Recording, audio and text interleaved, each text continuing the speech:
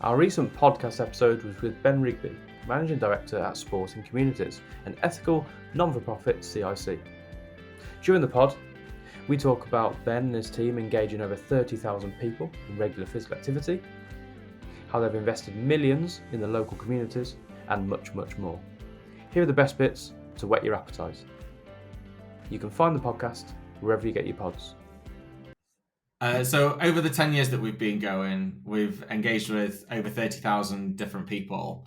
That's not inclusive of any of the events that we've done. So when we host an event, we don't count the numbers towards that. So these are people who've either regularly engaged in the programs or turned up. If we included the events that we've worked out, we could and that we've run, we could probably add another 50% onto that.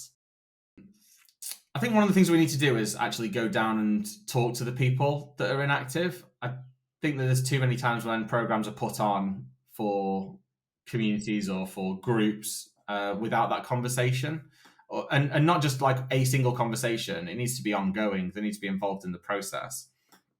But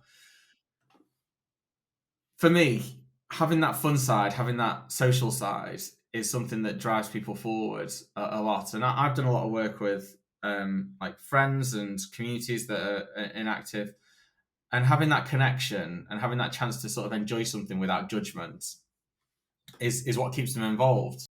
The hardest things being in this is I imagine this is similar for a lot of organizations, but I'm a little bit financially risk averse, which makes sure that we've obviously got enough money to pay everyone, and we always stay well balanced.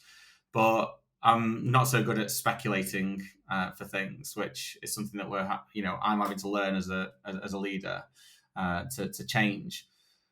But what that means is then that we've not invested in a marketing officer, an administrator. We've never had an administrator.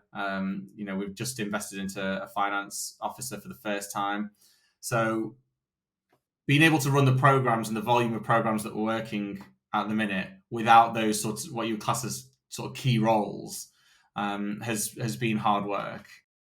We feel like it's really important to have leaders that sort of follow the same morals and philosophy as we do, and we sort of instill that within the organization from people when they first come on board. So whether they're a casual community coach or whether they are one of our community development managers, that sort of flows through them, and the way that they approach either participants or other workers, we feel is vital. A lot of our workers have actually progressed through the organization rather than as bringing in new people. So, for example, our supporting community development manager is someone that I worked with as a participant in my previous job. So he was someone who'd had, I suppose, a challenging upbringing and came on board. I got him into volunteering. I took him on as a coach. He wanted to, he had a lot of drive and passion, and became a development officer.